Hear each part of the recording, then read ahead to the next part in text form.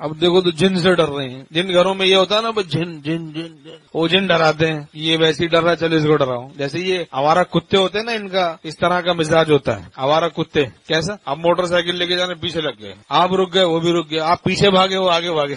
یہ ان کا مزاج. آپ ڈریں یہ ڈرائیں گے, آپ ڈرنا چھوڑ دیں وہ سہم جائیں گے, آپ پیچھے بھاگے وہ آگے. ٹھیک, اللہ سے ڈرنا ہے بھائی, ان مخلوق سے نہیں ڈرنا ہے, اللہ سے ڈرنا ہے بس. ہمیں دین نے یہی سکھایا, اسلام نے یہی سکھایا, اللہ سے ڈرو. وَمَن يَتَوَكَّلْ عَلَى اللَّهِ فَهُوَ حَسْبُهُ, جو اللہ پہ بھروسہ کر بیٹھے اللہ اس کے لیے کافی ہے.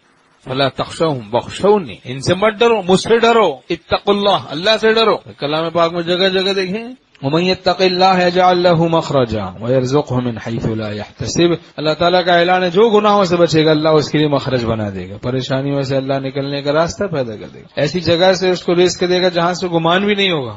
مسائل کو حل کرنا تو اللہ کا کام ہے, ہمارا کام ہے اللہ سے ڈرنا, گناہوں سے بچنا, جو انہوں نے سکھایا اس کو اختیار کرنا. موحد وہ ہے جس کے سر پہ تلوار رکھ دی جائے, قدموں میں خزانے بکھیر دیے جائیں. نہ تلوار والوں سے خوف ہو نہ خزانے والوں سے امید ہے. اللہ سے خوف ہو, اللہ کی امید ہو. اللہ کے سے ڈرنے کا طریقہ یہ مشکل نہیں ہے, گناہوں سے بچنا ہے بس. خوب کھائیں, خوب سوئیں, خوب ہنسیں, نیک دوستوں میں ہنسیں بولیں خوب, کوئی مسئلہ نہیں بھائی. اللہ کو بری نہیں لگتی ہیں باتیں.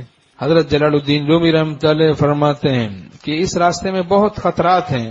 دنیا میں آئے بڑے خطرات ہیں, ہر شخص کے ساتھ بہت سے خطرات ہیں. اللہ کے راستے میں چلنا ہے, منزل پہ پہنچنا ہے, بہت سے خطرات ہیں. فرمایا ایک علاج ہے اس کا, ایک کام کر لو تمام خطرات سے حفاظت ہوگی. وہ یہ کہ وحی کی طرف کان لگا کے رکھو. اور ہم دوستوں کو بتاتے ہیں وحی کی طرف کان لگا کے رکھنے کا طریقہ کیا ہے. ظاہری امور میں کسی اللہ والے محقق مفتی سے پوچھ کے چلے, نماز روزہ حج زکوٰۃ وغیرہ ظاہری امور میں کسی اللہ والے محقق مفتی سے پوچھ کے چلے. باطنی امور میں کسی شیخ کامل سے پوچھ کے چلتا رہے. یہ ہے وحی کی طرف کان لگا کے رکھنے کا طریقہ. وہ وقت کا تقاضا بتاتا رہے گا, بھائی اس وقت کا یہ تقاضا ہے, اس وقت کا یہ تقاضا ہے. اپنی رائے کو چھوڑو, خودرائی کو چھوڑو, عجب سے بچو, کبر سے بچو, کینہ بغض حسد سے بچو, خودرائی سے بچو, اپنی رائے کو فنا کرو. تمام خطرات سے حفاظت ہوگی. مشکل تو ان لوگوں کے لیے راستہ ہے جو کہ اپنی رائے پہ چلتے ہیں. کسی ماہر ڈاکٹر سے رجوع کرنے کے بعد علاج کا راستہ مشکل نہیں ہوتا, شفا کا راستہ مشکل نہیں ہوتا. تو ایسے ہی کسی اللہ والے سے